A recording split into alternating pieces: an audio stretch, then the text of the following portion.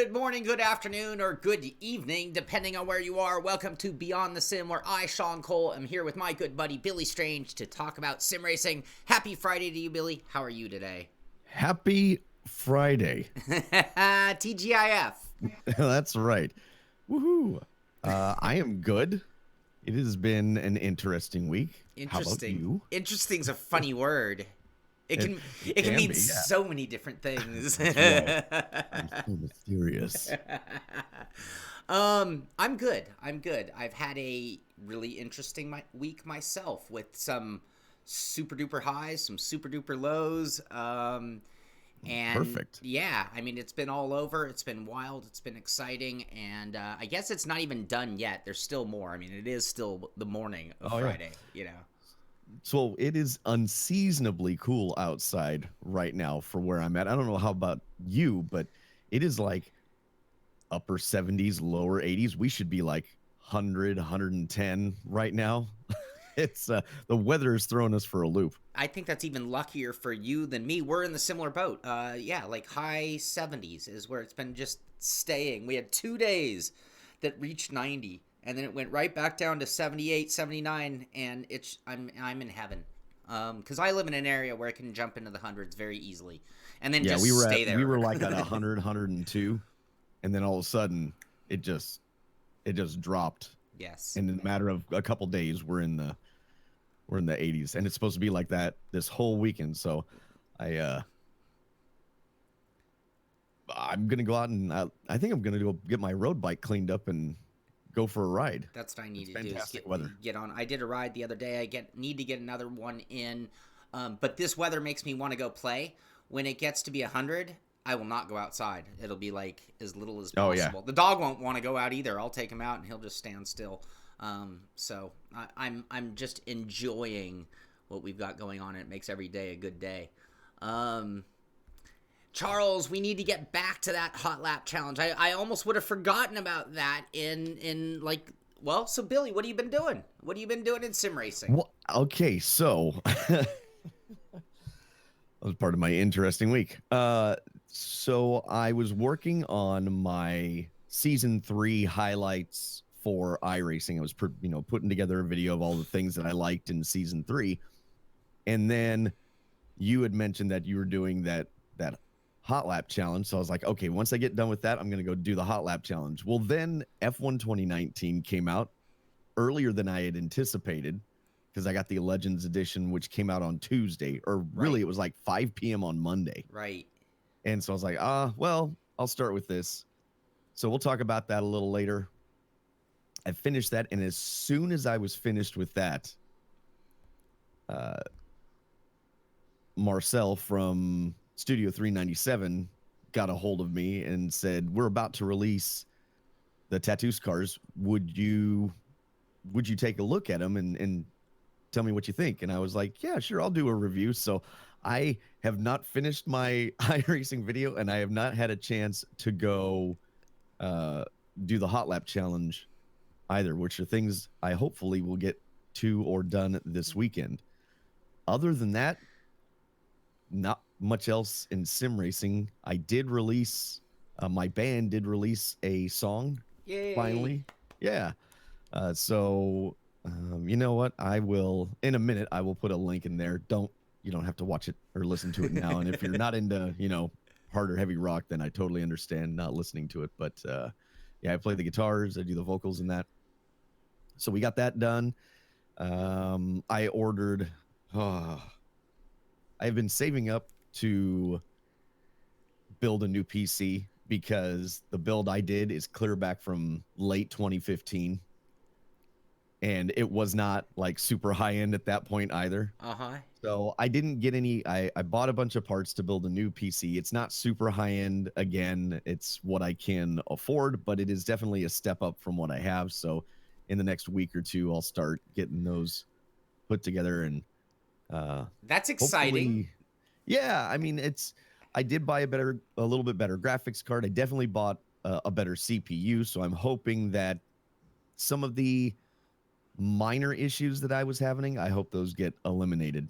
Did you go AMD or And Intel? That's a great question. I did go AMD on the CPU. I wanted to try Ooh, it. ooh, So and I'm NVIDIA on the trying. graphics card, I'm assuming. Yeah, Uh, I really have had good luck with the NVIDIA graphics card. So I just went from a 1070 to a 1080. Nothing, you know, no tie, no 20. No, I like the performance of the 1070, but since I'm going in that direction, I just felt like just take the next step to the 1080. you know, And I know I could have waited because there's probably going to be some stuff going on, but really the my PC finally had frustrated me enough that I was like, no, I've had enough. I'm gonna hey, upgrade. Bitcoin has jumped through the roof again, so graphics card prices could go through the roof with it. So That the is true. deals that are coming might be delayed by, 14,000 I heard was last call. Wow. 1070 giveaway. Asking if you have any liquid cooling. Nope. Nope. Nope. Just Just I've had good luck with the air cooled. I don't overclock. I don't push it real hard. I'm not running triples or anything like that, so I should be fine. you should I've be this more than fine. Yeah, this thing that I have now has never gotten even remotely hot, and I pretty much push everything to the limit that it can take. So Right. I think I'll be okay. I got a cooler, one of those big radiator coolers and stuff to put on the CPU, but Yeah, yeah. yeah, it'll be fine. All right. Cool. Cool. How about you? You know what? I've done so much in the last 7 days that I could literally forget half of what I've done. I did a truck race on Friday night. I can't even Oh, we remember did. how it went. Or did we? Yeah, Wait we a minute. did. No, that was the week before. Okay. Okay. That's how it's been. Um, I've been working on a lot of hardware reviews, trying to get caught up on things, trying to get things going on that level. I had we talked about the hot lap challenge. I decided that every time I'm just going to call it like it is. I'm going to call them like I see them. You know, and I've said it on the show, if you're a league admin, you set up a league, you set up a schedule. Remember when we ran trucks and we had to have car numbers and extra rooms for qualifying because it was so populated for the first 3 races. Right. But then by the 8th or 9th race, you're lucky to get 12 guys there. And Mm-hmm. as a league admin, I find that really frustrating on a couple of levels because, one, we put a lot of work forward, and two, it's really frustrating for the group to be down to a group of 10 or 12 when it started off with 30 or 40.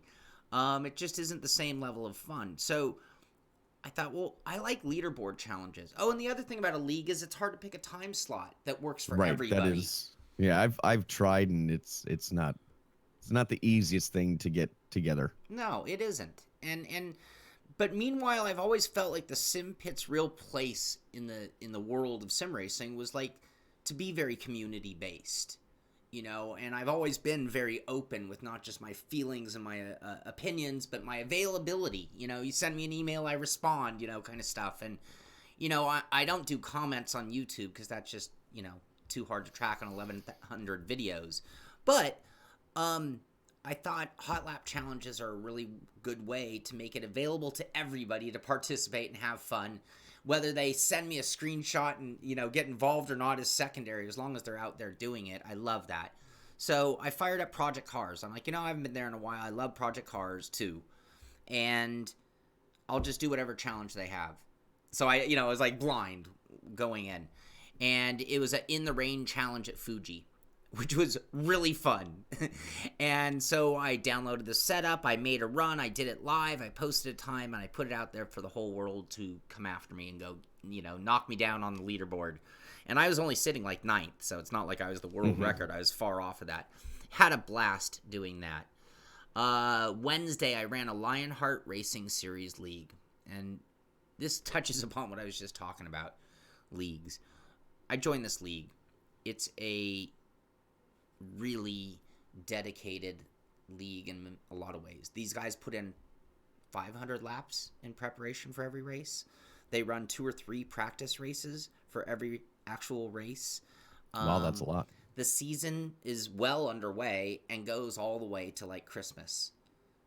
So this is It's like a NASCAR season. they're extremely long races. This is and they're the best drivers I've ever driven against in a league environment.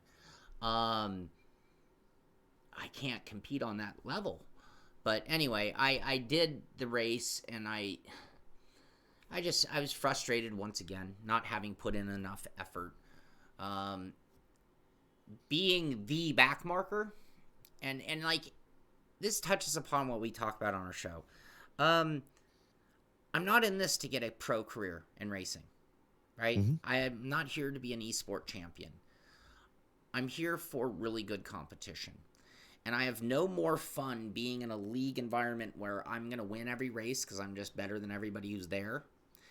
I have no more fun doing that than I do being the worst in the room either, because I'm really there for that door-to-door. We talk about rivalries. We talk about respect. We talk about, and to me, that comes from battling it out for 6th week after week or 12th week after week in a big field, not being dead last and not just running away from the race.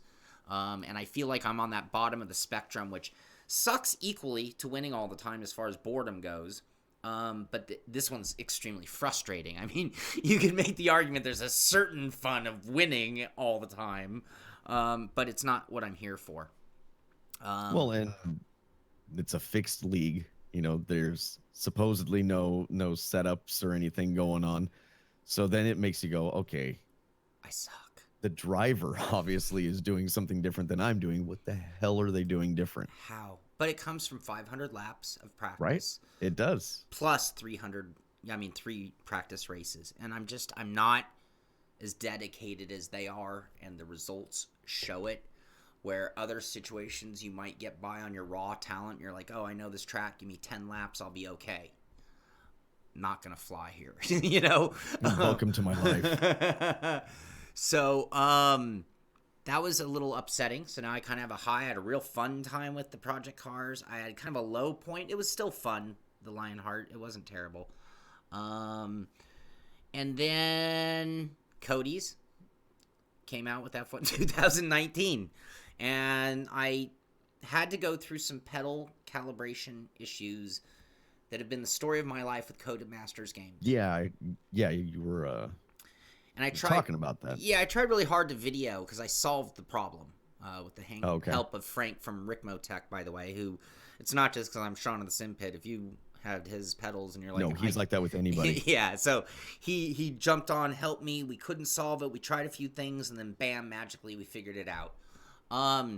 Jesse Conroy had mentioned sometimes there's a delay, like Codemasters is slow to recognize your equipment. And the reason I'm saying this is, when I did research, I'm finding people with Logitech wheels, Thrustmaster wheels, Fanatic wheels, high-end wheels, low-end wheels, having the exact same issue, but it wasn't consistent. You couldn't say, oh, well, this line of this was always having a problem. It was some randomness that was weird. It was mapping my throttle backwards, and Dirt Rally 2.0 did it. That's why I stopped playing. Dirt 4 did it. That's why I stopped playing. F1 2018, I had an invite to the DHL Fast 50 to get into the real F1 Esport. Now, I'd never have made it, but I did have an invite to compete for it. And I couldn't because I couldn't map my pedals. Anyway, long story short, and the reason I'm telling everyone is because I know others have had the problem. In the end, what I had to do is go in and map the brake as the gas pedal, map the gas pedal as the brake, exit and save that profile, and then come back in and remap them correctly. Yep. And bada bing, it flipped them back, and now I can't even make it screw up, funny enough. I was trying to undo it in order to do a video on how to fix it, but I can't even get it to undo. So then it was a lot of F1 2019, and then you mentioned the Tatus. Am I saying that right? Did I get that right? Tatus. You mentioned the Tatus for rFactor 2. And every time I mention rFactor 2, I'm like, everything they've done recently just keeps getting better and better and better. There was a certain way that you were like, hey, can you make sure you try those cars before the show? Because I want to talk about them. And I was like, ooh, I have to go drive those cars.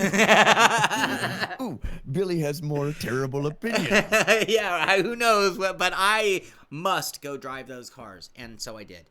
So that filled up my entire week. That takes us to today, and the reason I was so short-winded on F1 2019 and the tattoos, Z plane. Boy, that's an old reference. I figured we'd probably talk about that a little more later. So. Yeah, we are definitely going to talk about both of those later. So strap in for story time. Yeah, cheers, everybody. You might want to dig in. If you need to go to the bathroom, we have a little news to cover. But you're gonna want to be back. I just have a feeling. I don't have any special graphics or sound effects labeled, but who knows how this show could go. All except for a picture of me being lit on fire. All right. On with the news. Yeah, we've got a few things here. So in general news, we're going to talk about just GT Sport had an update. It is impressive that they continue to offer these updates. They do not charge. They're giving you, again, more cars, the 69 Z28 Camaro, the Gran Turismo Red Bull X 2019 competition car. So I believe that's the car that they used in the final. I think so. For Gran Turismo. Yep. The Renault Sport Clio V6 24 2000 model, Toyota Sports 800, Toyota Tundra TRD Pro 19. Let me clear my throat. I always, my initial reaction when they do something like this is, what in the blank? But I think, at least I hope, that is just something that the manufacturer says, hey, we're going to give you the licensing agreement, but you're going to have to put in some stuff that we want in every once in a while. So I would hope and assume that the TRD, the Turd Tundra, is one of those pickups. So I'm not going to be like, it's not a, if that is the reason, I understand. When I look at the interior photo specifically, it kind of all their pictures almost look like Toyota even took the screenshots and sent them to Gran Turismo and like, here, these are the shots you need to use, because they look like they were done for a brochure for Toyota. This one on the, and quite honestly, that could be a picture in their brochure. Nobody on planet Earth would ever know the difference. Right? I mean, look at that thing. It's perfect sitting there on the snowy road. I agree. We're going to talk about Codemasters. Gran Turismo, it's not just like, they found something wrong and made a little fix. They make big changes to a title that is years old now. I mean, how many other companies would have just cut ties with it and moved along, Right. Well, I mean, that's crap. Here we go. That's kind of Codemasters' thing. Is they kind of just, here it is. And to their credit, Dirt Rally 2.0, I think, is the first one that I've seen them actually work on it post-release, other than the original Dirt Rally, but most of that was in early access. So I don't know how much we count that. But from official 1.0 release on, they usually don't really, they do some bug fixes here and there. They don't make any broad sweeping changes where we could look at Assetto Corsa, now ACC, a handful of titles that continue to put out updates. I mean, look, they added a track. It's a fantasy track, but I do have to say GT Polyphony typically does fantasy tracks really well. I actually like driving most of their fantasy tracks. I mean, crap, I grew up on Midfield and all these that were in the original Gran Turismos. They made an update to their campaign mode, sport mode. They're making updates to they've made, I want to say, more than one major physics update as well. Not either tires or the actual, chassis dynamics and stuff like that. So they just keep iterating on this title. We can argue how. Go ahead. I was just gonna. I'm looking through the screenshots of the Gran Turismo, and even though the update has nothing to do with like the photo mode or how good the graphics are, so to speak, I'm just like, so what? Sorry, this is off top. I'm like, man, what game would you use if you were gonna make a desktop, screenshot thing? That was like, when your computer went to sleep and every 6 seconds is going to change the photo. What game would you use for that? Because, again, I'm just sitting here looking at Gran Turismo as we talk about it. And it's like, that is some of the most beautiful looking stuff you can, cars you can witness. It'd be tough because I think in the right scene, I think there's a handful of sims that can actually pass as doing a double take, especially the further that we've gotten on. There's a handful that you could do that, but GT Sport would definitely. I think they would be my number one. Yeah, it's amazing. And for me, it's ACC more than is probably really close. It is the photoscape photos that are the ones that always blow me away. It's like, so here I have an on-screen shot, and the cars look beautiful. The track looks pretty good. But they're not quite the same caliber as like those photoscape photos where it's like just everything is just perfect. I played around with it and it's fun. I'm looking at this Citroen and that thing looks like it's going backwards. It scared me at first. What are you doing? All right. Sorry, I'm taking things on tangent. And a slight diversion here. I did watch the Nations Cup and the manufacturers. Thank you. It was really entertaining again. I still don't care for them in the finals using a fictitious car. That might be, I don't know why, but it might be so that there's no favoritism given to a manufacturer, or I'm just not sure. I would prefer if they use the regular cars but all the races, even the fictitious Red Bull car, was a great race. A little rowdy every once in a while, a little more than last time, I think, but it was really good. Some questionable calls and then some really good calls were made. So sometimes they would issue penalties and I was kind of like, I don't know about that. But then other times they said, nope, that's a racing incident. I was like, wow, that was really good. Like, they let them race. I'm always of the opinion if little bumping's okay. I mean, you're going to have that, especially when you're running that hard. As long as you don't spin the person out, send them off into the barriers, flip the car over, that kind of thing. It's going to happen. You're running that hard. It happens in real life. Yeah, I've done it. Sure, I've done it in real life too. So you're going to have those things happen. Yeah. And I don't mind as long as you're not wrecking the person or taking like a really, really cheap shot or something. Sure. So I just wanted to say, I think they did the production again was really well done. The racing I thought was really good. It was really exciting actually on the last lap of the final. Like, it was a really good final. So kudos to Polyphony, GT Sport, and all their partners for putting that on. I think they did a good job. I just want to throw that out there. Yeah, it is. We have the video playing right now, and it's like this is the manufacturers series, and it's like, wow, Tom Jones, this is awesome. Yeah, thank you, Tom. Thank you, sir. Thank you very much. And one for Tim, Spatial Dragon as well. Very cool.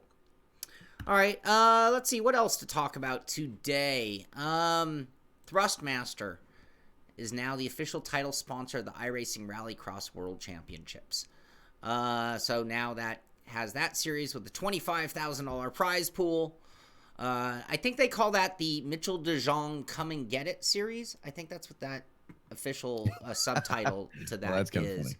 of funny. He is unstoppable, and now with money on the line, I'm going to assume we will see him. Last year's Mitchell DeJong, came out in top. Yeah, I saw an article and I'm like, wait, they're naming other names. Yes, it is him. Looks like they're going to have a pretty decent schedule. What is this? Starting October 5th, running through November 30th every week. So what is that, 10 races? That's about 10 races. Tom Jones. Man, he went for the three-peat. Oh man, and now he's broke. Dude, you don't have to do that on our account. Yes, please don't, please don't, please don't go broke over me. I'm not worth it. Much appreciated. So But anyway, yes, very nice nonetheless. more and more. Gosh, I haven't. You can't even. I have to do a new math spreadsheet to do the amount of championships iRacing has. Right, and I was curious, like, are we going to get to the point with iRacing that they're going to have all of the major series? So I'm waiting for, or they, I don't think they announced one. Now I don't know. I could be completely confusing myself, but I'm waiting for a USAC championship for the non-wing sprint cars. I'm waiting for some of these other series to get championships, and then that's going to be what's predominantly on the service for official racing. Ooh. Where they start trimming the fat based on the ones that are actually truly sanctioned. I like that idea. I mean, and you could take it all the way down to the bottom too. Yeah, they'll keep the popular ones because I did that survey and it was just an interesting survey. You know, do we have too many, championships or races going on? And I'm just curious because they're rotating. So they could do with them rotating like right. this, are they going to have like just, to drive more bodies and numbers to those leagues so that the sponsors feel like there's an ROI that they're getting? Sure. I'm just curious if they might end up doing that when they get enough. And working with like organizations like IMSA or like even SSCA, it kind of just opens the door on the road racing side, at least, like to just about every level there is. Because you can, certainly get all the way down to a Miata, and even a Spec Racer Ford probably has a class in those divisions. So it's like there are sanctioning bodies that do cover. Hey, Eric Hardiman. Oh, man. Wow. You guys are rocking it today. Very generous. Thank you. So, I think it makes it more exciting too. Also, I've been saying this, and we've been talking about the esport bubble. We've been talking about how we're a little more protected because our direct affiliations. Sure.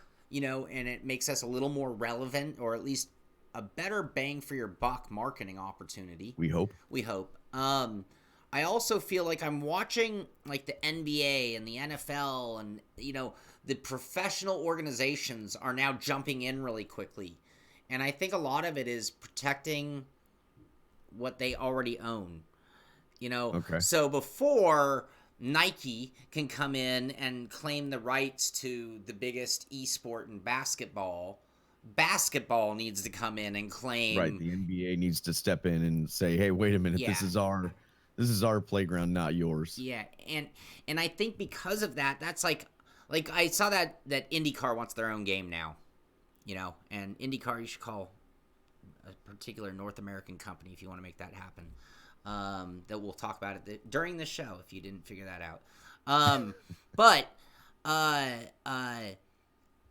IndyCar's trying to get a game, and when I read that, I'm like, wow, IndyCar's not exactly like got money pouring out of every corner, to be able to like buy or pay for such a thing. So it's a total, what are they doing? And I'm thinking, well, they need to corner the market on their name in the esport world, just like F1 has, just like NASCAR has.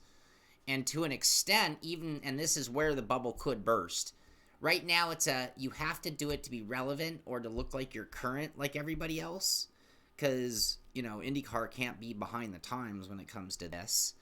So, anyway, I can see that opening the door for iRacing, getting back to your point, being able to come in and create a sanctioned series that parallels a lot more exactly what's going on in real life. Maybe not the exact tracks, but certainly. Yeah, I'm just thinking if you have all these official sanctioned series and they seem to be kind of breaking it up per season, close to it. Are they going to get to a point where they have enough of these things that maybe that's the direction that you start? You don't get rid of everything, right? You're not going to get rid of your most popular stuff like your MX-5 and probably your Skippy. You're probably not going to get official esports championships for those, but you might. But I don't see them getting rid of those. But I could see them saying, especially with the advent of AI, then you don't really rely on anybody to worry about hosting races. Like, if you bought the car isn't very popular, you still have something to race against. Right. So you don't really have to worry about putting those in. Maybe you sprinkle the low participation ones in every once in a while to see if you can drum up some more numbers for that particular car. But I really think that the key here is getting more people to participate in maybe like a feeder, or just showing that, hey, this week at Phoenix Rallycross, this is where the official race is, but you don't have all these other things that you can do. Like, this is the time slot, this is what's going on at this time. I don't know, maybe make them a little more special, Right. not so I can do them whenever I want to, kind of thing. And then people aren't guessing like, when's the time slot that everybody comes in to run, where the strength of field is really high. Now you don't really have to guess. Here it is, Yep. this is the schedule. So I don't know. I just thought it was, with them announcing this, and we just got the Lucas Oil, the trucks. Right. It's something to think about. It is. And when we talked a while ago about like there was that poll on things that would be changed, and it was overwhelming the public opinion of, hey, you need to get rid of a lot of racing, and what I don't understand in terms of the slow reaction, and now we're on another diversion here, about to beat up on, but they run special events, and they're so popular that it breaks down the whole system, and they've had to learn how to overcome that hurdle. But they haven't realized, wow, people really, really seem to dig these special events. Hey, when we make a big deal about something, we get better turnout. And I will say it every time I get on this topic, that my most frustrating thing is I go on to iRacing on a Thursday night, a little late for West Coast, sure, 9:30, 10 o'clock. And it's like, here's my list of 1,000 different series. 0 people. 0, 1, 0, Yes. 0, 0, 3. Yep. And it's like, I agree. Man, I want to play with others. If I want to do this, I'll fire up Codemasters. I'm sorry. So, there we go. What else? What else we have? Oh man, Project Cars looks like they are up to the qualifier number 2 for the USA division. So that starts on the 30th. And again, same as before we've covered. So if you're looking for another shot, it is there for you to have. I think we should give it a shot. Do it. Do it. Everyone get out there. Send me your screenshots. There you go. All right. Well, cool. Project Cars still has a lot going on. That's for sure. All right. I am impressed that it's actually still got it going on, actually. When you go to their website for Project Cars 2, there's hasn't been a piece of news in 100 years, right? Certainly 100 days. Damn, I'm old. But yet the sim lives on very well through its community, it seems. I went on a multiplayer race and it was packed. There are a lot of people playing Project Cars 2 still, which is cool. Okay, NBC Sports has a write-up, and I mentioned this, a few people did send it in, so it's a relevant story, and it's a story that we're going to keep telling over and over again, and the more sanctioned series we have, the more of these stories we're going to hear about, because some of them, the obvious thing will be like, well, how come we haven't put that sensational kid in a car to see what he can do?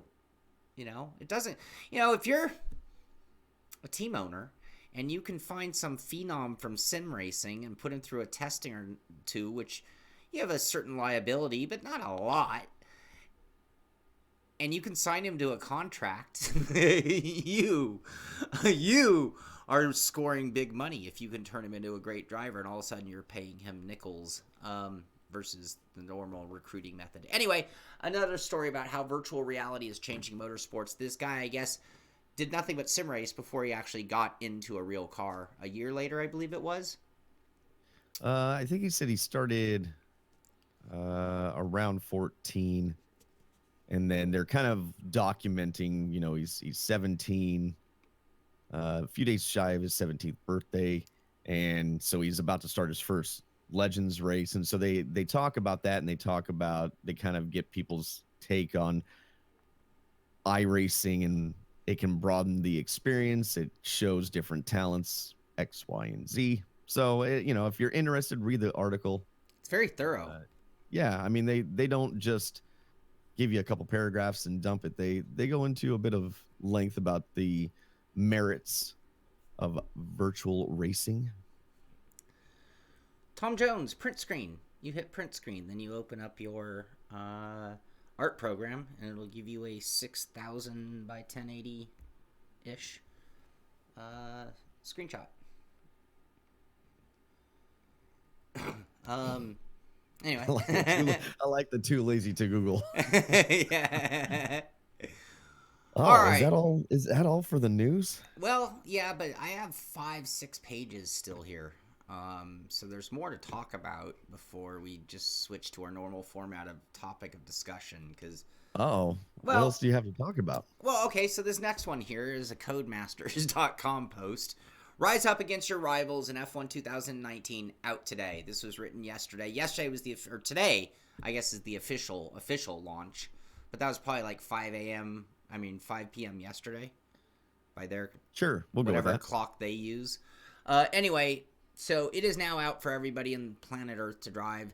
You've been on the Legends Edition. I've been on the Legends Edition. They obviously tell you about it from their perspective. There's an article here, and I only pulled this one up as an example because I'm going to turn it off pretty quick here too. But Autosport did a write-up saying the full review of Codemasters F1 2019. I have probably seen 100 articles come up on my feed on my phone and my Google because everyone in planet Earth is talking about F1 2019, including... And then I'm going to shut up and turn it over to you so you can talk about this, I guess. Uh-oh. There's a video here I found. I found 2 videos from people I know. The first one being Billy Strange. So at Billy Strange Racing. And I should have put this in the link of the description. Billy Strange's video, F1 2019, why did I request a refund? So I guess I kind of let the cat out of the bag in terms of your thoughts. I'm assuming that's a truthful statement and not just some... BS title. So Billy Strange. No, it was not a BS title. I showed the screenshots of me asking for the refund just so people couldn't make that assumption. Refund. So were you just being cheap, or did you not feel that it was worthy of the money? I know a lot of people don't know me. Cheap is not one of those things that I am known for. In fact, I'm known for making kind of stupid purchases. Don't joke. I probably don't spend my money as wisely as I should. But if I feel inclined to purchase something, and if it's worth it to me, I might even overpay a little bit. So I couldn't get... story time.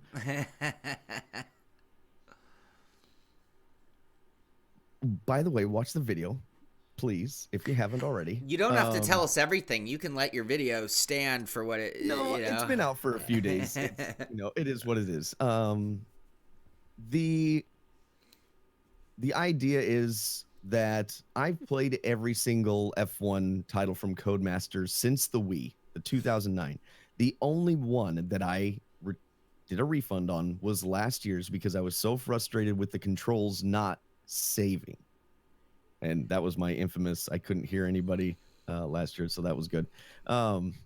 So I didn't really get to play a whole lot of 2018. So this year, I was really looking forward to 2019. They touted the graphical improvements. They touted all these improvements that they were making. And I was like, all right, cool. Now we've got F2 cars. We've got some improvements to the tires, and we got this, that, and the other, right? So I fire it up, and controls. It doesn't recognize my controls as far as my wheel, but it does recognize my pedals right away. The only, issue is I had to set everything because everything was at 0 because I went into the profile of the pedals and then mapped in my wheel, all the buttons. So all the force feedback was at 0, all that. So not a big deal. Doesn't bother me. And what I always like to do is I test. Even when I'm not doing a review, I test. I go in and I try the cars to figure out which ones I like, get a understanding of how the cars work, what the sim or the game is asking from me. And I did not approach this. I think a little bit of a misconception is when you say you like sim racing and then you go to a title like this and you are critical of it, people automatically, not everybody, but there is a large contingent of people that automatically assume that you went into that game expecting it to be a sim. Yes. And that's Yes. not what I do. I saw I the sit exact there. same comment over and over again. You Right. just want it to be iRacing. You just want it to be rFactor 2. No, You just I want it don't, to be because then No, what's but the that was point? the opinion Right. and comment that I kept seeing over and over and over again. Right. And I wasn't saying no to you. I was just Right. agreeing with what you were saying. So that wouldn't make any sense, because if I wanted it to be an iRacing, if I wanted it to be an rFactor 2, then what is the purpose of having the title? Right. Right? If everything's the same, then there's no purpose on having all of this stuff. So I want it to be different. I understand that it's appealing to a broader market. I am not expecting it to have the level of fidelity in the handling model, in the physics, as an rFactor 2, an iRacing, a race room, what have you. What I do expect is that I have fun driving the car and I get in a semblance of understanding what the vehicle is trying to tell me. Right. And instantly when I drove it, it felt almost identical to F1 2017 to me. Very, very little change. And in F1 2017, I kind of tolerated it, said, this is good enough. But we're now 2 revolutions beyond that. And I still have the same problems as I did with F1 2017. I'm going to be less tolerant of that. Right. Right. So I drove it for an hour. And yes, I love Toga. The sim commander or contender says he loved Toga. Toga's a great game. So instantly when I'm driving it, I'm having the same issues that I have every time I fire up one of those sims. It takes me a while, or games, whatever. It takes me a while to kind of understand what it's asking from me because it feels very foreign. Mm-hmm. And I noticed that there was actually a little visual lag in the steering wheel. So I was like, I wonder if it's the same as before where there's a little bit of input lag. Now, I feel like there's a bit of input lag. It's nothing that you can't get used to, but there's a bit of input lag. So, okay, this is kind of the same thing. But what it ends up doing is the car, to me, feels ambiguous. It's not sharp. These cars, I don't know. I watch these guys' hands drive these cars, and they look like they are on a knife edge. Like they really, they're like a slot car until they're not. Right. And these have always been so ambiguous going into the turn that I just have to plan my turn. I don't feel it. I plan it. Right. Right. So it's just okay. It just doesn't do it well. And like I said, I'm less tolerant of it because it's 2 iterations past what I already felt. Yeah. And so I was not happy with how that was going. Heiko called the name of the game F1 2010 version 9. Do you think that's an accurate statement? Well, I mean, there is a little bit of truth to that. I mentioned that I really thought I liked, I think it was F1 2013, 2014, because I think it was 13 was the last era of the one particular car, but don't quote me on that because I don't remember for sure. But I think it was 13 or 14 that I really enjoyed. This, however, I spent my own money on it, and I only mentioned that because the FCC dictates when you do get a press copy that you have to disclose that. So I just take it the next step. So if I have to disclose when I don't purchase it, well, I'll disclose when I do. That way you know exactly where I'm coming from. And there was a little bit of confusion. People thought I was whining because which was not the point of the video at all, but thought I was whining that I didn't get a press copy. I don't care about getting the press copy. Right. The only reason I mentioned that is to let you know why I only have 2 hours with the title to figure out if I like it or not. Right. So I've got 2 hours to figure out if I like this thing. After an hour, I'm like, I really don't like this, but I haven't tried some of the other stuff yet. So I had actually I messaged you and said, man, I think I'm going to return this. Do I even bother doing a video about why? Does it serve any value? Does it serve any purpose? And you're like, you can say it, but you're like, yeah, you should do a video. You probably won't get many friends, but you should do a video. And I'm like, F friends. I'm not in it for the friends. So the next morning, before I had to go out and do a bunch of stuff, I decided I timed myself, did another 50 some odd minutes of driving. And that's when I tried the classic cars. I tried the Formula One cars again. I tried the F2, and then I tried I just had enough time to try the first race in the career mode. And I let people know that up front. Like, this is not a full review. This is just my 2-hour snippet Right. of all I got. Yep. And nothing changed my mind. I didn't like the F2 cars. To me, the classic cars that I drove do not drive that much different. They go slower or they go faster. Right. The handling really they're all very similar. And it's kind of bizarre because they should be similar, but they shouldn't. The part they should be similar in is the varying degrees of slip angle and things you can hold. Where they shouldn't be similar at all would be the power delivery and the turn-in because of the aero. Right. Right. The aero wash you get Sure. on the cars. And Sure. they all just kind of did it basically the same. And I was like, correct me if I'm wrong, I don't believe the classic Ferraris had a turbocharger in them. I don't think the V12s had a turbo, right? I don't think the V12s did. I don't think so. Okay. I don't know when they started doing their turbos more, but I'm pretty sure they V12s went to 8s didn't. and stuff like that. But Yeah. I believe, if I remember correctly, those are 12s. Those should not act the same. Right. As even a turbocharged car from that era, let alone a V6 turbo, a 6-cylinder turbocharged car from nowadays. Right. Those two turbos they're not even the same, but they act so similar. They all have the same peaky power band. They all have that same snap to them. And it's like, if you go and drive the 88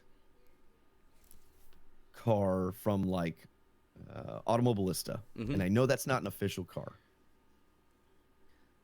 but when they put the turbo, when they update it with the turbo, those cars drive nothing alike. And you can go drive a bunch of other cars from other sims, Right.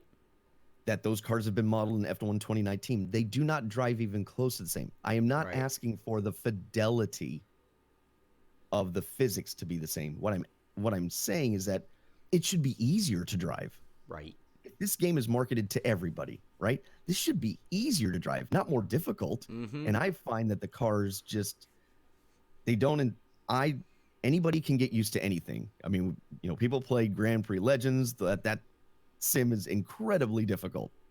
People can get used to anything. Sure. It doesn't mean Yeah, you that just it's learn how to drift if that's what it requires, you right. know? So I mean, you can learn how to drive these cars.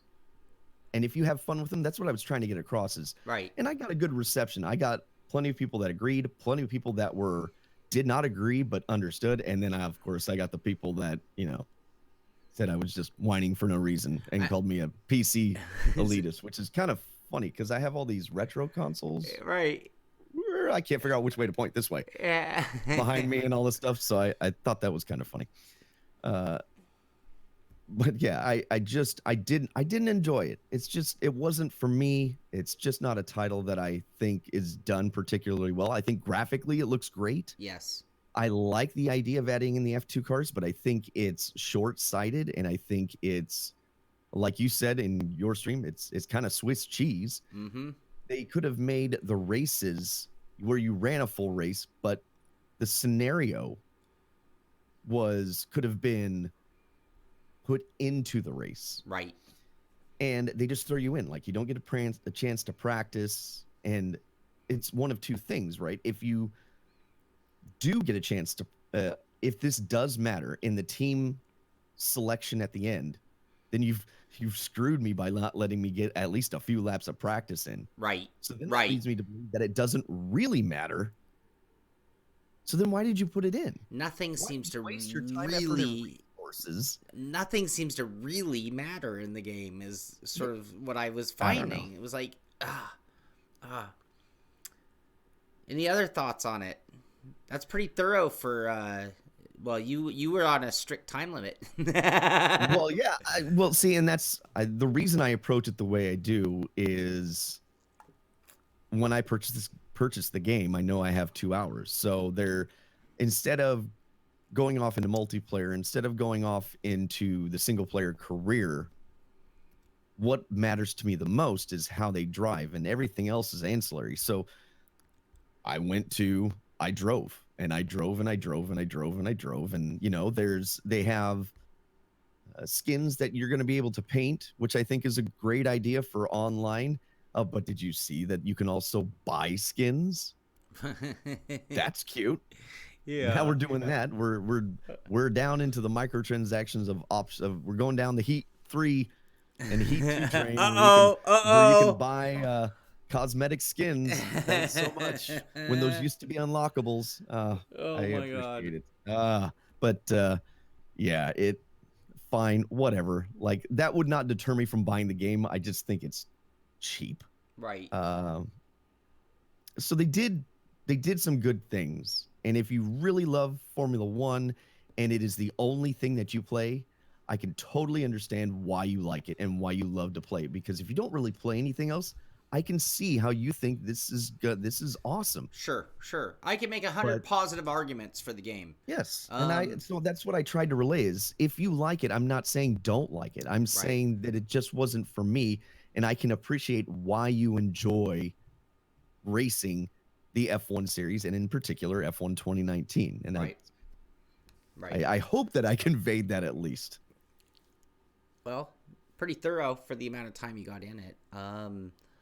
I drove it. I drove the game.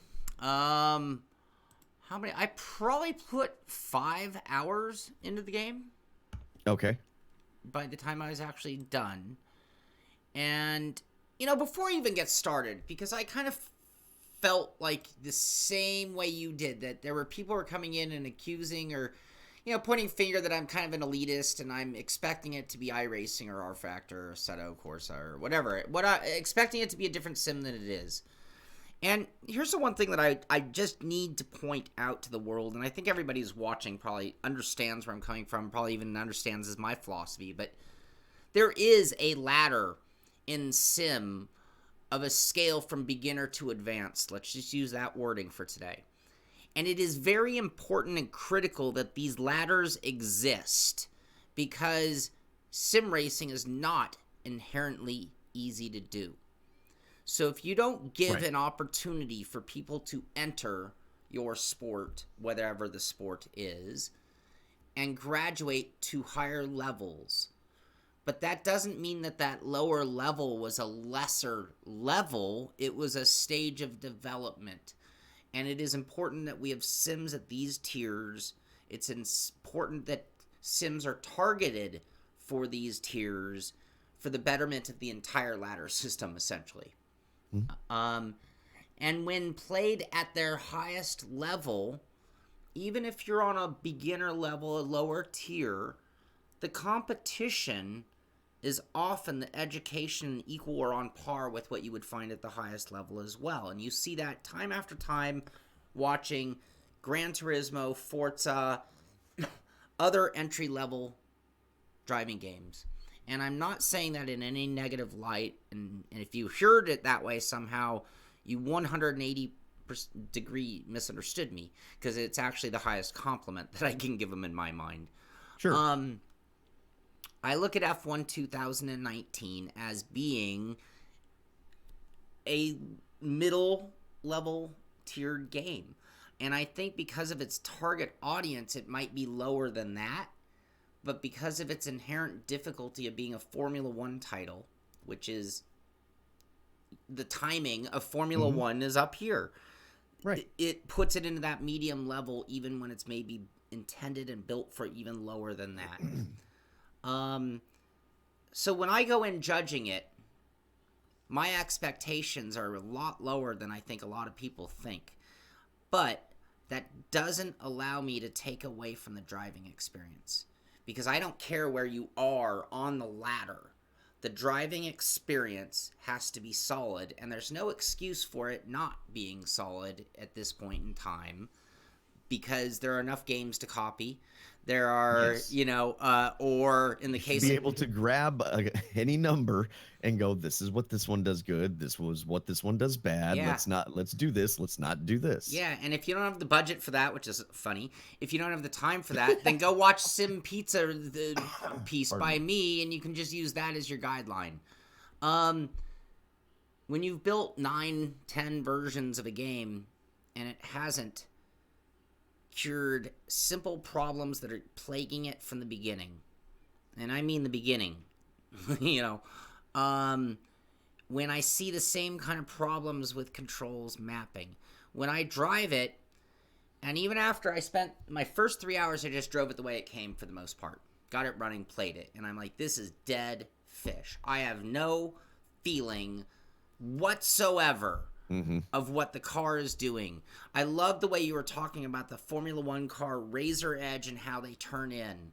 And I'm like, I'm driving like a Lexus SC400, like a super touring car. That's what it felt Yes, like. it It felt like handles. it feels like a street car. Like, yes, you can tell what the thing is doing, but this is not what I expect it to do. Yeah. And real quick, I forgot to mention the force feedback.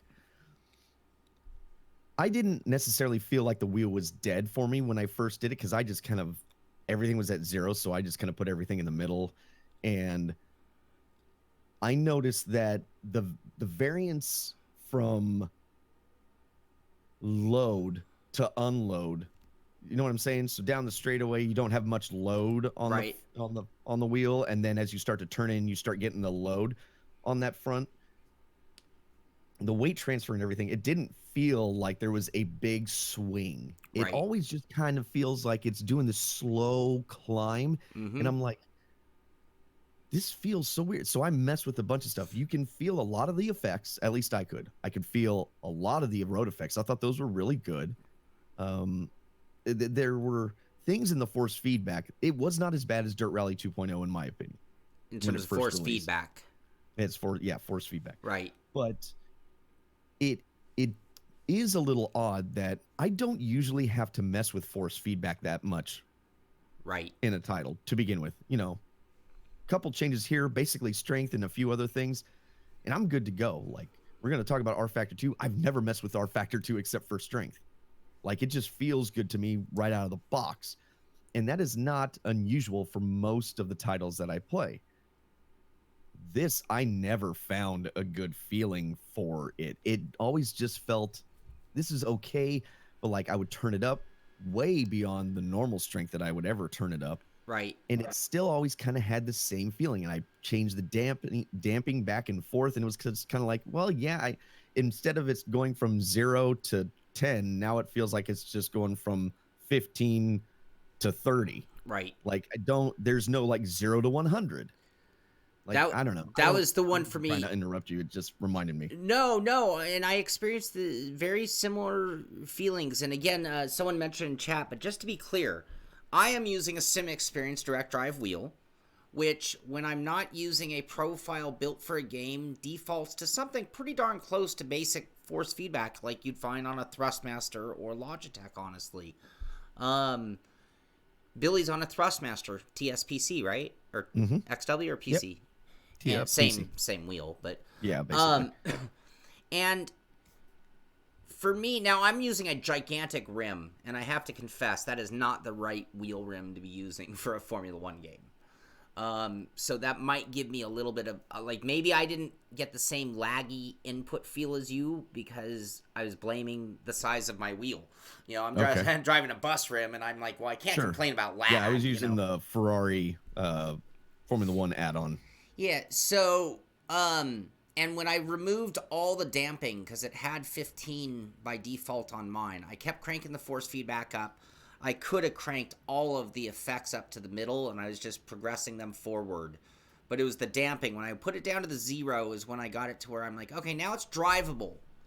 I'm not loving my driving experience, but I can drive competitive laps on this. It's just okay. Like, Yeah. It doesn't really do it horribly, but it doesn't really do it great. So again, Right. that's not enough to make me not want to play the title, though. No, it's not. And then for me came kind of the career mode. I was so optimistic for a good career mode. I mean, and that's the other thing, when people are like, you wanted it to be this game. I'm like, no, I actually want it to be the game they told me they were making. And so I get in, and it gives me that F2 career, and I'm like, oh, this is cool. I've got a challenge. It was really short, so it was like, okay, you're into the game, really quickly, and that was cool. And then there was another one, and then there was a third one, and that was the end. And then it was like, pick your F1 team. And it was like, wait, number one, like you said, I don't know if I've been on the clock yet, right? Do I need to restart this? Because, I was doing some bad stuff just trying to get comfortable with the feel of the game. And if I'm on the clock, now that I'm comfortable with the wheel, I'd kind of like to restart the clock. But then when I got there, it was like, there was no impact of what I had done. So I did horribly in those 3 races. And I was given the opportunity to join Ferrari. Wow. And I'm just like, that's not right. That's not a career mode. That's being forced to do 3 events before they turn you loose on pick your own team and play as an F1 driver. How dare you say you want it to be like iRacing? Wait, I don't remember this anywhere in iRacing. The safety rating. Now, with that said, when I got into my Formula One career, I kind of did enjoy what it represented. And this is so not iRacing. And this is what I did like about it. It sets you up for 3 practices. And to do the game right, you kind of need to do the 3 practices, because they want you to go out and do the qualifying program. They want you to go do the acclimation program. They want you to do, and you're scoring points, so your gamer tag is scoring more points, your level's going up, and all that kind of stuff I want in a career mode too. So that part's all happening, but it was really hard to know what I'm doing. And I'm just thinking, wow, I kind of know my way around a sim. I kind of know my way around the automotive aspect of this industry as well. And I'm confused on how to do things, what they want me to do, what the procedure is, and all this is living life and trying to be part of this F1 career mode, and I'm like really, really confused. There's very little, nothing's intuitive, and I'm just thinking, so I'm going to go back to my ladder, and go back to who this title is marketed for. And this is for your average Formula One fan, not for a hardcore simmer. And I'm thinking, man, if your average Joe bought this game, he would not only suck royally, because it's very difficult being Formula One, but he's not going to have a very good time, and he's not going to be able to figure out how to play it. And to me, when you're Forza, when you're Gran Turismo, when you're Codemasters, you wear a big obligation to my industry, because you are the true ambassadors who are truly bringing in the new sim racers of tomorrow. Mm-hmm. And if when they get that title, it sucks, or they can't get comfortable, can't get competent, can't understand it, that might be the last game they ever buy in our niche. And that, to me, kind of breaks my heart.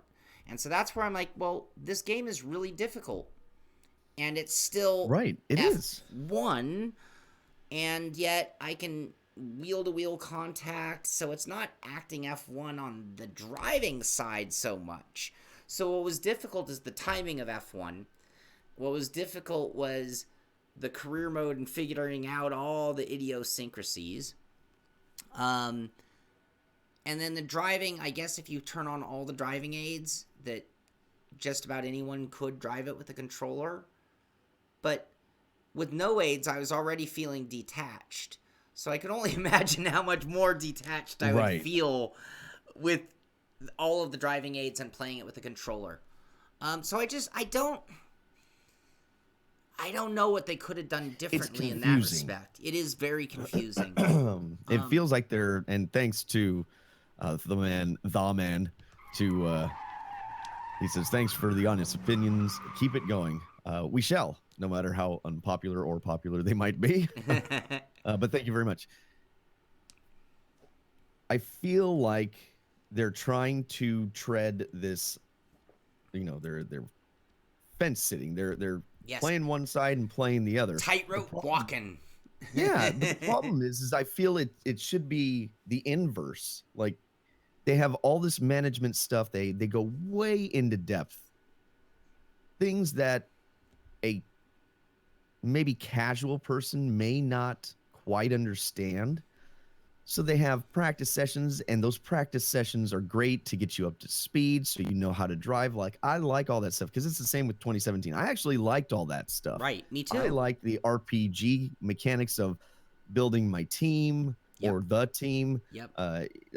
Amir said it the other day, depending on how you drive can affect your engines. The wear on your engines and parts can break. And so, like, it's got all this great stuff in there. Mm-hmm. But the part, one way or the other, please go one way or the other. Either make it so it doesn't have to be arcade, but make it so that it's accessible to drive. Yes. To everybody. Yes. Or go the opposite direction. Yes. Make it so that is as close as the consoles can do physics-wise. Right. For a simulation. Yep. And that's exactly how I... You know what? That right there is the whole inherent problem of the game, is that they're, like, walking this tightrope. And it's like, you can't have everything.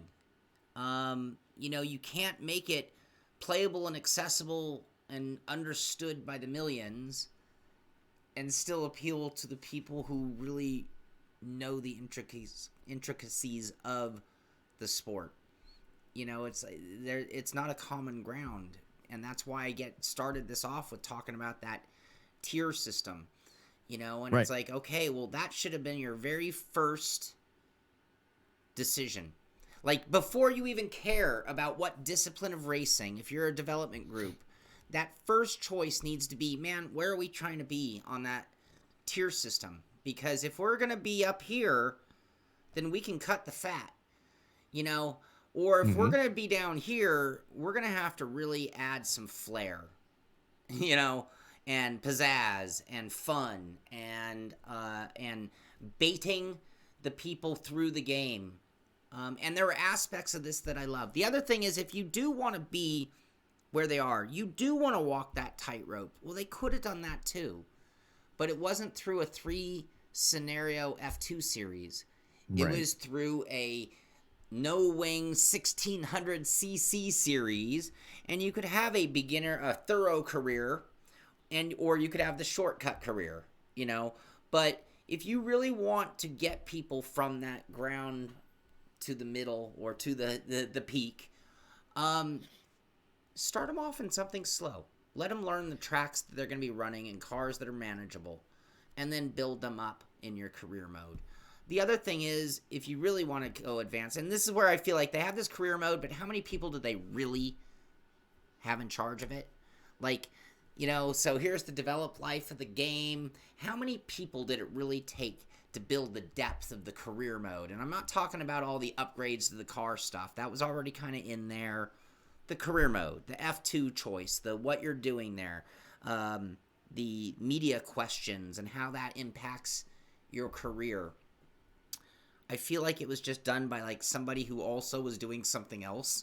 So it was half of one person maybe put the full thought into the, and I'm just sitting there thinking, you could have started people off in lower cars, moved them up on a longer career path till they got to Formula One, because that is truly living the life. And the other is, if you just put a little more time in, you could see those phenoms and you'd be like, hey, you won your first 3 races. You've been given an opportunity, and jump them up 2 stages, versus the guy who is a back marker who maybe doesn't even get an opportunity in the next series moving forward. And so for me, that's what I really would have loved to have seen out of this title. And I know I'm asking for a whole lot. I know the title is F1 2019. And then the last thing I'm going to say, and then I'm going to shut up on this one entirely. I do appreciate that there is a title that allows you to be a fan of Formula One and race at the proper tracks with guys in the right cars. And I'm really glad that they finally switched things to getting the game out earlier in the year. And maybe this was a result of needing to be on a very short development curve for them, because normally they have another 3 or 4 months on their timeline. But now, if the clock starts now for F1 2020, I'm going to hold a little bit of optimism for that, if that is 12 or even 11 months from now, to try to get it closer to the beginning of the formula. I love that they are moving the calendar forward to try to coincide. So if I'm going to have a Madden-esque title where the biggest thing I'm actually paying for is to have the right drivers in the right cars at the right tracks for that season, I need it early enough to drive it on Sunday when they are. That is critical to me. And F1 2019 is the only title that you can actually even closely say that about, other than the Fanatic branding at Red Bull Ring. I wasn't happy with that. And then also, I'd want to mention one thing that Laser Cutter said, and I give them credit for being a Madden-esque sim, as I call them, and giving us updated liveries, drivers, and all those things. He says they actually don't update the tracks as well as they could or should, as far as curbing changes that are made to prevent cutting, other little changes to the track driving surface. And it's their focus is much more on the marketing aspect of the proper branding, so that the track, for the most part, looks the way it looked on TV, more so than the rules side of the track, or the ribbon, I like to call it, being 100% accurate. So, but I'm not that critical of that. I don't require this game to be laser scan tracks. I don't require...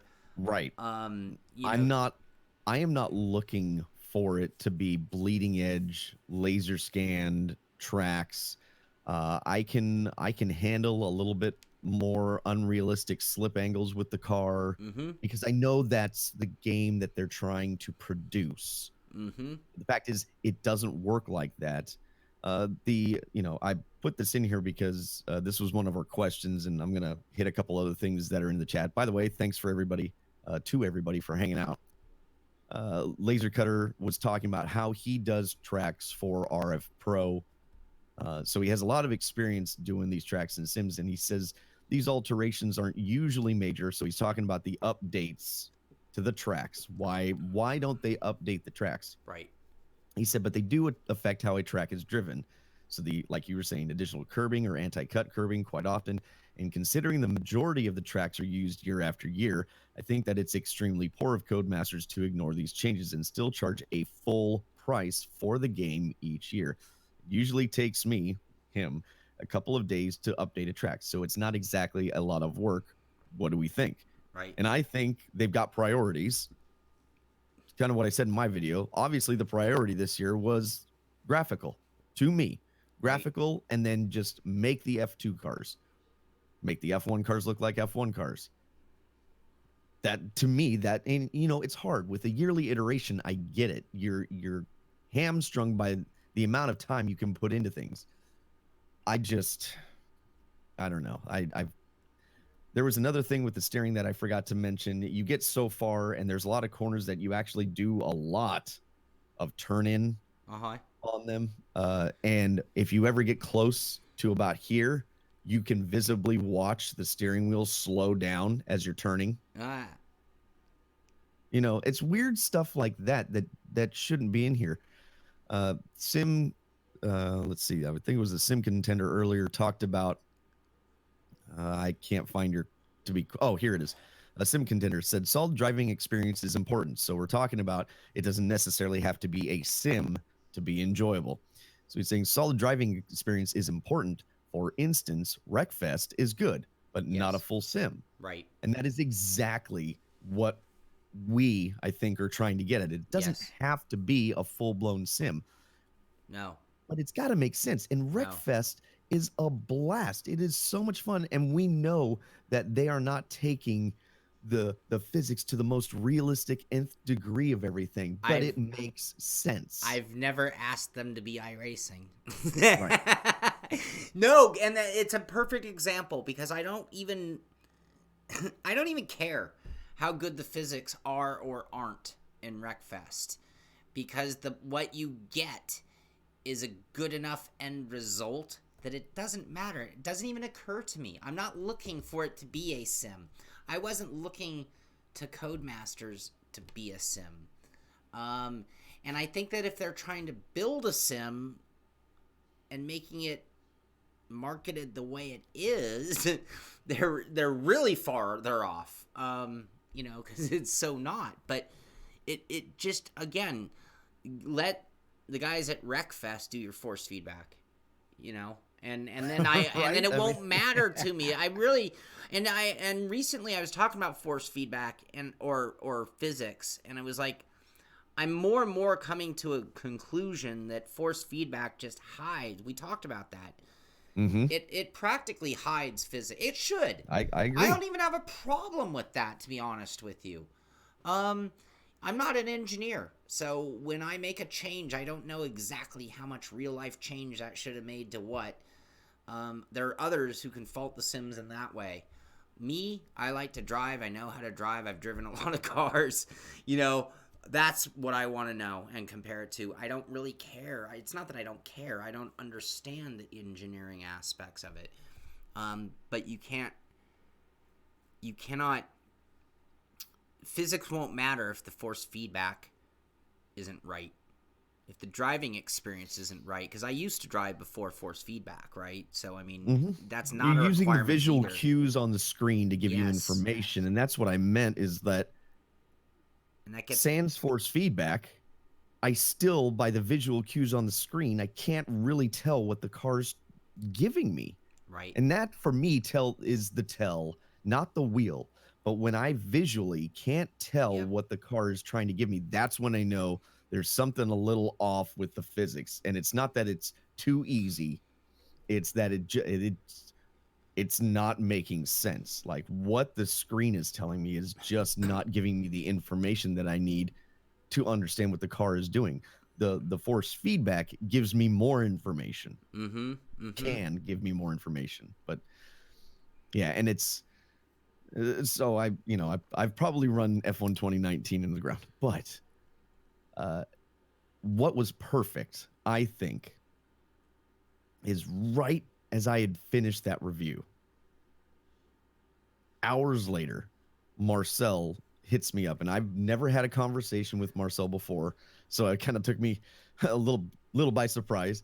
and he says, "Hey, we're getting ready to. I don't know if you how much you watch or pay attention to what we're releasing, but we've got these tattoos cars coming out, 6 of them, and I would be interested in hearing your opinion on them if you could give them a try because they're going to be free. They were a free add-on to our Factor 2 on the base content." And I just was like, well, I just finished one. This will kind of give me a good measuring stick because I usually don't drive these cars. Those are not cars that I typically drive Uh-huh. because in other sims, I find them uninspiring or kind of annoying. Like when I drive the Pro Mazda in iRacing, I hate that car. Uh-huh. I do not find that car fun to drive. It's just irritating. Okay. What about So the Formula Renault? I don't care for how that car feels. Yeah. Okay. Okay.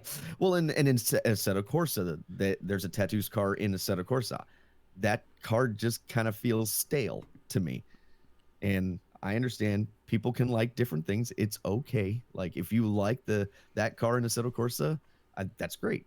I just don't care for it. So I usually don't bother with those cars. After a while, I've kind of figured out where my lane is, basically, is what I'm trying to say. But he was like, I'd be interested in your opinion. Could you give these a look? And I said, well, I'll do you one better. I'll go ahead and do a review. So I try the cars instantly within the first 2 corners. I tried the most modern looking one. It has a halo on it and stuff.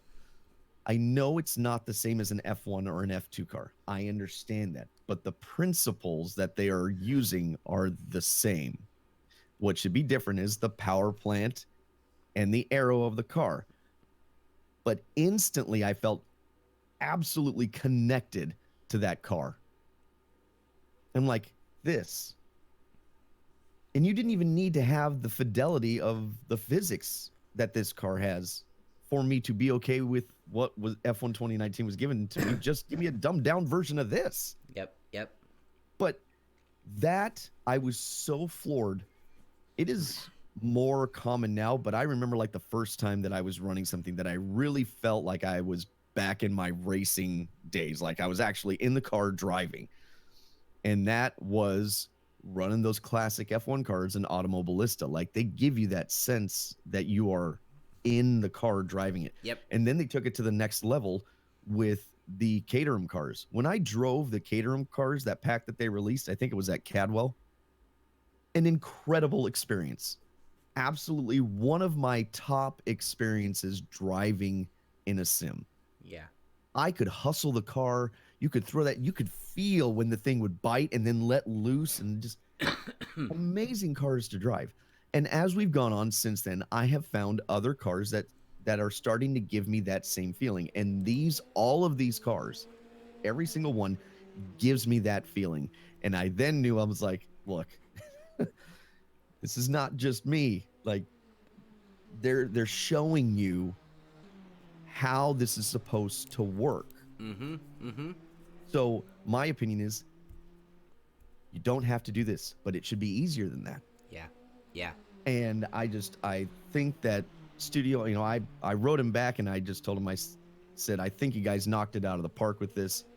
I really enjoy driving them. They are force feedback. Like everything is just, I can't say it's spot on because I've never driven it, right? But I think they're fantastic. They give me that feeling of racing a car and being in, I mean, I can wrestle those cars. Right. And even the ones that are a little more ill handling, like the British F3 and the Pro Mazda, they still make sense. Right. Like, yeah, they were kind of throwing me for a curveball if I drove it in too deep or did the wrong thing. They kind of have this snap loose in the center of the corner. But I understood that. And then I could make a correction. Right. Yep. F1 2019 is so ambiguous that half the time I could do it, half the time I couldn't because it's just not giving me the information. And so I would say to everybody, even if you are not normally an open wheel driver, these cars are good enough. If you like GT cars and all that, these cars are still good enough for you to have a great time in them. Give them a shot if you have the rFactor 2. That would be my ringing endorsement, is if you don't like this style of car, try them anyways. Yes. because they are a ton of fun, in my opinion. Sure. They're great. Based on your comment, I went and immediately downloaded them, updated my rFactor, downloaded them, which again, they're free. So all I had to do was turn on rFactor, and bada bing, it updates and adds all these cool open wheel cars for me. One of my greatest real life driving experiences was in an F2000, essentially. Basically one of these cars with a 2-liter motor. And I drove it at 2 different tracks.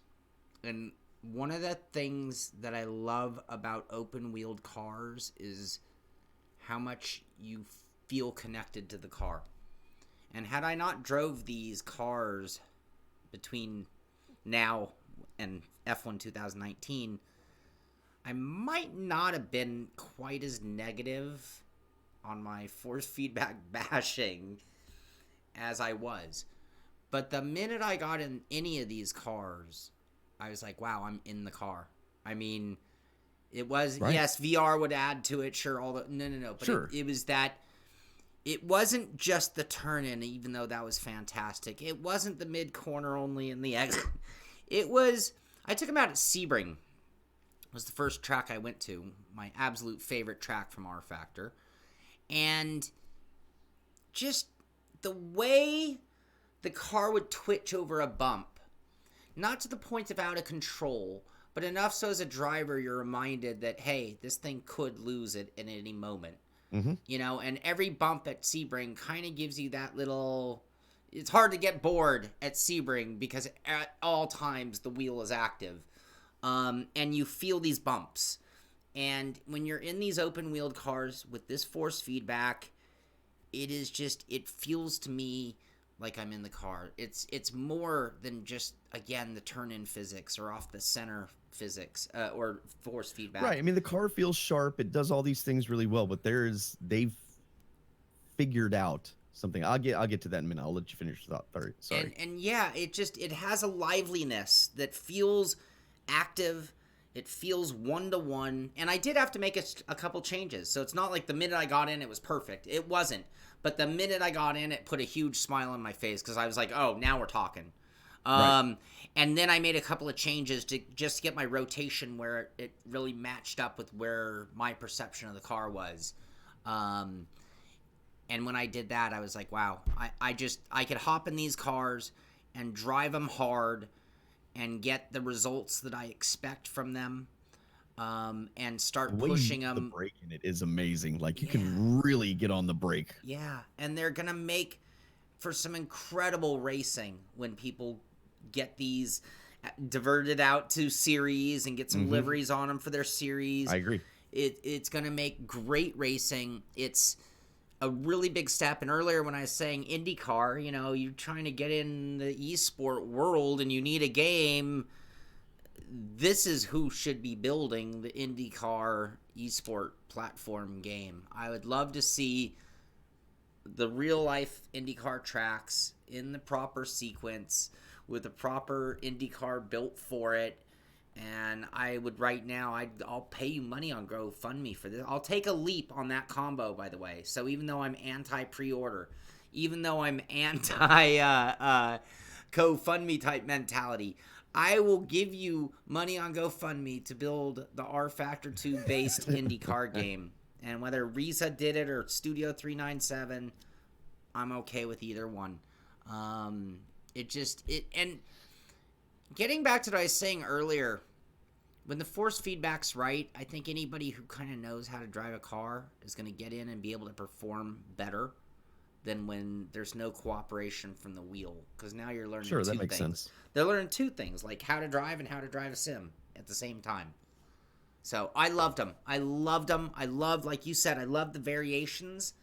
They were distinguishedly They're all different. They all have distinct... they should, right? Yeah. So I mean, like one was a Euro Series versus Japanese, so it's the same car, just like a livery and a halo. So that is the exact same car, but there are 6 actual cars. Yeah. There's I think that's the 318 is the more modern halo car. I think that's my favorite just because of how hard you can drive that car. I mean, I was running at Zandvoort, and you talk about being able to feel things. However they've done Zandvoort, man, you can really feel it in the wheel. I mean, you can feel like the little changes, and and undulations in the track and the little bumps and everything. And you just go barreling down into turn one. I can get on the brakes really hard. Even if I lock it up, I can just back off the brake just a hair, get the turn in, and the car feels sharp. It feels like, in my brain, when I'm running the sprint car and you go barreling down into corner because I have the wing on and everything, you don't turn that much because all the aero takes over and it is sharp feeling. I mean, it'll cut. Right. When the track's tacky, that thing will cut. To me, cars like that should somewhat resemble something like that. Now, when you start getting to the British F3 and the Pro Mazda and some of these other cars, they don't have the same aero.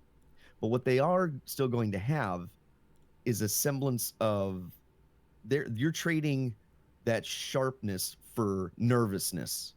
The car's going to feel a little skittish, but it's still going to have that turn in, that response to the front end.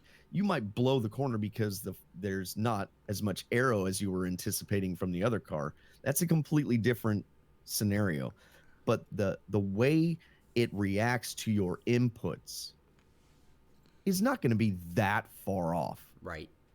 Instead, what you're going to have to control is how smooth you are in the corner, your throttle application, your brake application, those change. And they change from the British to the Pro Mazda to the USF 17.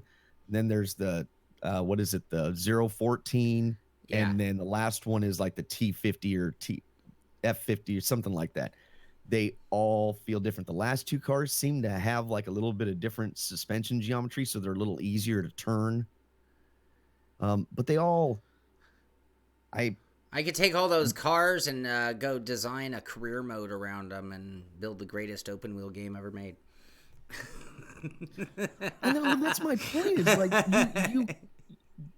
you could have taken those and just dumbed them down some and put them in the F1 game. Yep. And that would have been great. Yep. So it was nice to, and actually I forgot to say it when I talked with Marcel. He said they got so much information that was not normal from not only the manufacturer from Tattoos, but the team that they were working with. They just got a lot more information than they would normally get, and he attributes that to how the cars drive, which is great. It's fantastic, and hopefully the things that they've learned here that they might be able to apply to other places if they don't get the information that they require. I just, I want to be critical of the things that need to be criticized, but I also want to praise the things that need to be praised. Sure. And rFactor 2 is on sale right now for the Steam Summer Sale. If you're looking for an alternative or something new to drive, they do have sales on their DLC. It can kind of get pricey, but the base content is still, for the 14 or 16 bucks that it is still really good. And if you have a few extra dollars, maybe pick up Sebring because that's on sale. I think the GT3, I think they're selling a bundle, if I'm not mistaken, as well, with like the GT3 and stuff. But right, the GT3 cars are great. The GTE cars are a lot of fun. I think these by far are some of the best. These default are some of my favorite open wheel cars. I was gonna say that the default content with these cars is worth the cost of rFactor alone. And for a long time, I've been saying we've been waiting on rFactor to really hit its prime, and it's, oh wow, how close it is, because it's maybe it's a selection of tracks away from being like what would become my favorite sim at this point. I mean, and I just say that because these cars are terrific. Sebring was so fantastic, and it's like, you combine the rFactor physics, you combine the rFactor force feedback. I'll also say Zandvoort is really good now. I'm good. Watching that on your video right here. And then these cars, and I'm like, wow, it's really hard to get a better experience. There are a lot of good experiences in sim racing. This has elevated itself right up to one of my favorites. I mean, and I give Project Cars 2 credit because, like, the IndyCar at Long Beach is one of my favorite things to drive in all of sim racing. And when I took these out I also did some Lime Rock. I also did some where was the third track? I have them on my videos here. I'll remember as soon as I see it. Oh yeah, Canadian Motorsport. Gilles Okay. Villeneuve. And I just was really loving the driving experience, and I was like, wow, okay. And when I say it like that, like if I had a simulator company, like I was gonna try to sell $100,000 sims, and I'd be like, so what am I gonna show in my showroom, so that when people come in, I'm giving them the best driving experience that I can showcase to make the sale. All right, let me put it in those terms. This has gone right up. Like, depending on their driving experience, like it might be Long Beach Project cars, right? That really would be one of them. These cars at like a Sebring would be another. And part of it, you know what else? It was the sound. It wasn't just the feeling in the wheel. There was a timing of the road noise sound that was coinciding with that Okay. was really drawing me into the car. It's that immersion layers, and it's like the things were just so sequenced and timed together that my graphics, the force feedback, the sound, and it was just like, wow, I'm in here. Give me VR right now, and I'll forget where I am. That's what I said. I said minus the actual G forces that you would feel. I feel like I am a part of the car as I'm driving it. I mean, I tend to think that a lot of people think that force feedback is what will tell you that you're losing the car. But when I ran Le Mans last year and had no force feedback, I can tell you that's not what happens, at least for me. I can see it. So I can see it before I can feel it in the wheel. So with the information that it was giving me on screen, and then the feeling in the wheel that it was giving me, I could get sideways, and I already knew it was coming. Like, I already knew it was going to happen. I was prepared to catch the slide, and away we go. Just watch this, everyone. Watch this. Is it this one? No, just as you had said that, I was watching, but I realized I had my videos up and playing. Now I tried to rewind to find this like epic, like double tank slapper that you just drove right out of, though. I think yeah. Woo, you can feel it though. Yeah, you can. Woo. Yeah, but no problem. And then right back to it though. And because you can feel it. You can feel what the car is doing visually. You can feel what the car is doing in the wheel. And that, yes, to me, is representative of when I've been in a race car. Yep.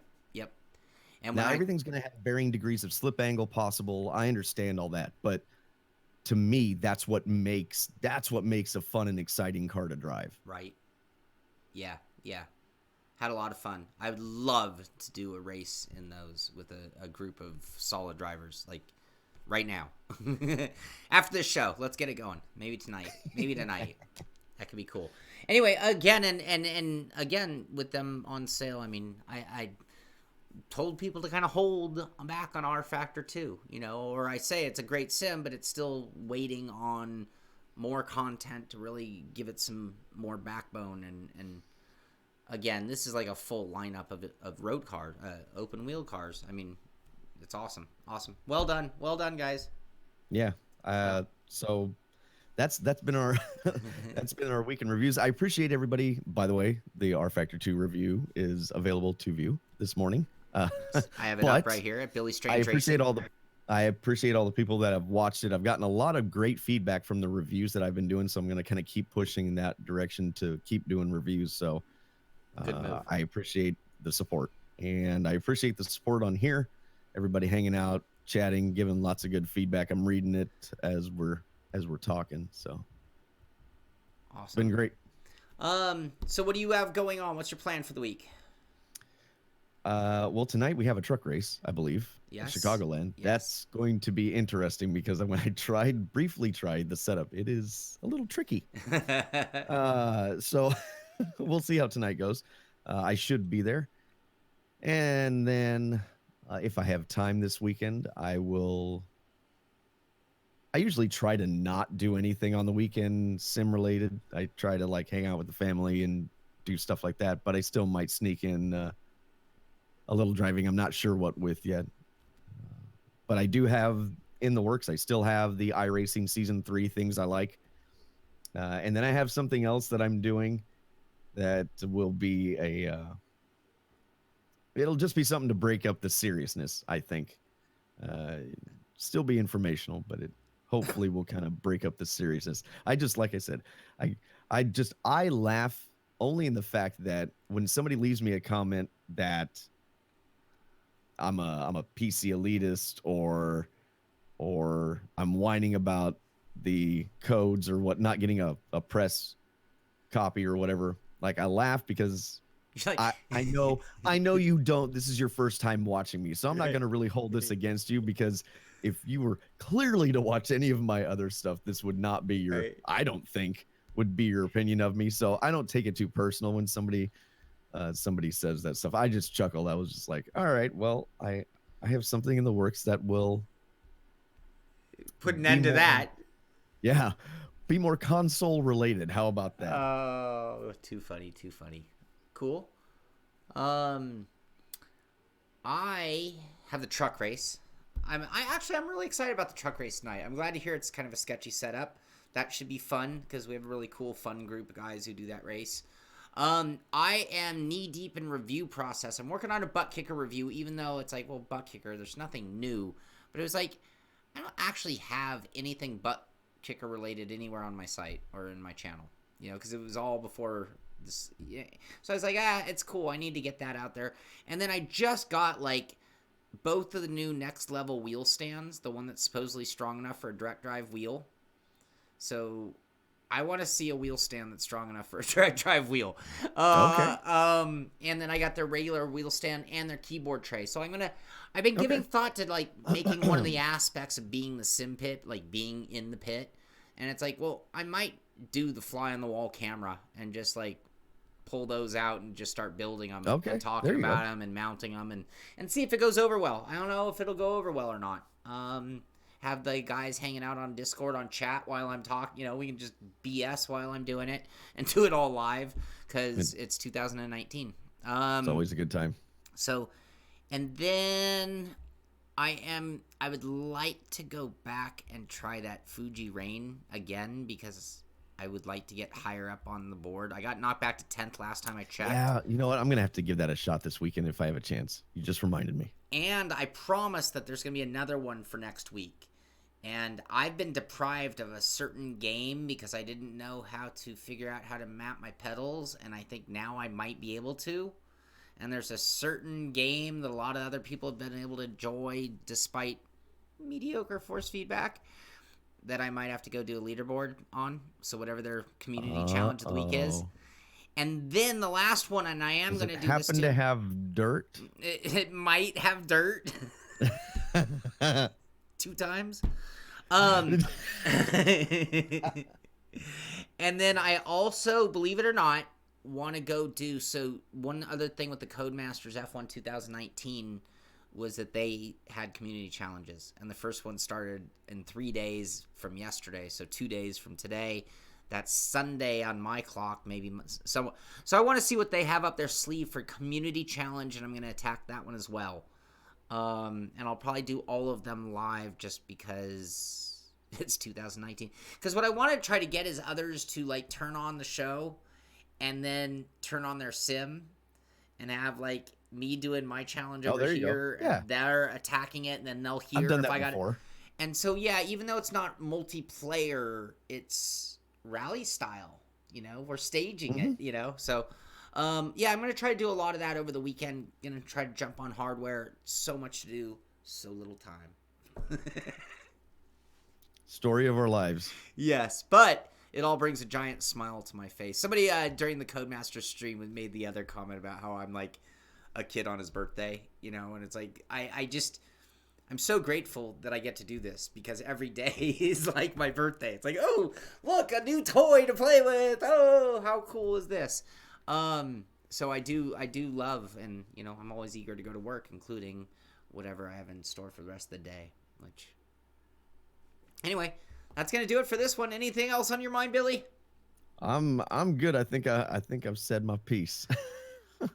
Well, it's been great chatting with all the great comments out there. If you haven't, be sure to get over to Billy Strange Racing on YouTube and subscribe to his channel. Check out all the videos that we talked about here, the tattoos.